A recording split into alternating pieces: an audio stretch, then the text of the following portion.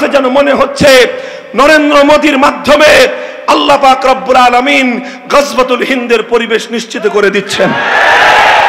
আজ 35 কোটি ভারতের মুসলমান, 16 কোটি বাংলাদেশের মুসলমান, 10 কোটি আফগান মুসলমান, 20 কোটি পাকিস্তানের মুসলমান, 80 কোটি মুসলমানের বিরুদ্ধে সে যুদ্ধের দামামা বাজিয়ে দেওয়ার চেষ্টা করছে। আমরা আমাদের অবস্থান পরিষ্কার করি, আমরা যুদ্ধ চাই না, শান্তি চাই। আমরা লড়াই চাই না, বন্ধুত্ব চাই।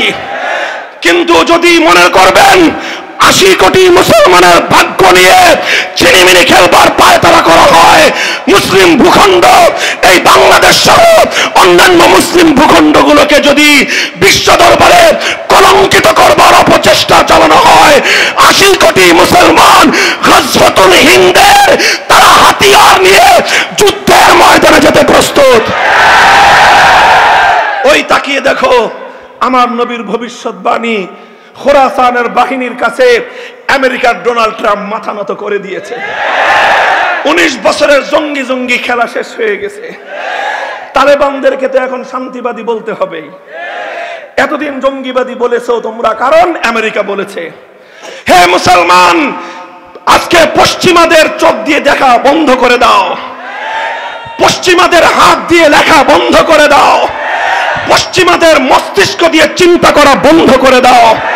আল্লাহ পাক মুসলমানদেরকে চিন্তার প্রতিবন্ধী বানান নাই। আজ ওরা তালেবানদের সঙ্গে শান্তি চুক্তি করে প্রকৃত একথা স্বীকার করে নিল, আফগানিস্তানের ইমারতে ইসলামিয়া টিকে ছিল এবং টিকে থাকবে। আর সেই ইমারতে ইসলামিয়া থেকে খোরাসানের মুজাহিদ বাহিনী যদি তৈরি হয়ে যায়, গজওয়াতুল হিন্দের প্রেক্ষাপট যদি তৈরি হয়ে যায়, ইসলামের বিজয় শুধুমাত্র উপমহাদেশের সীমান্তে বন্দী থাকবে না।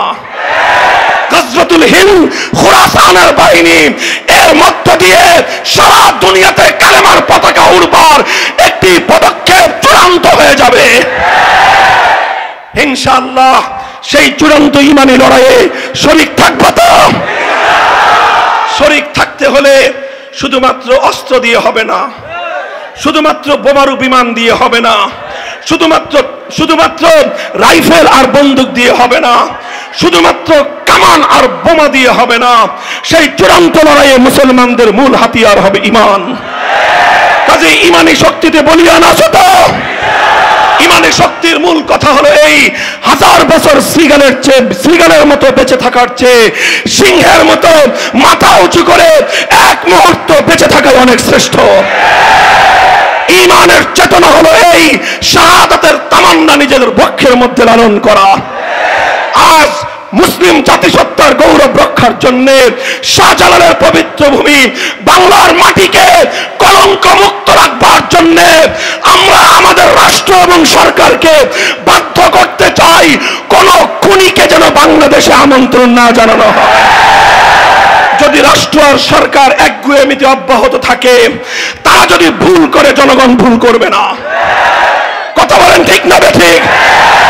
যতদিন পর্যন্ত ভারতের মুসলমানদের অধিকার নিশ্চিত না করা হবে, বাংলাদেশ, আফগানিস্তান, পাকিস্তান সহ মুসলিম ভূখণ্ডগুলোর বিরুদ্ধে তার অব্যাহত ষড়যন্ত্র থেকে সে নিজের পদক্ষেপকে প্রত্যাহার না করবে, ততদিন পর্যন্ত নরঘাতককে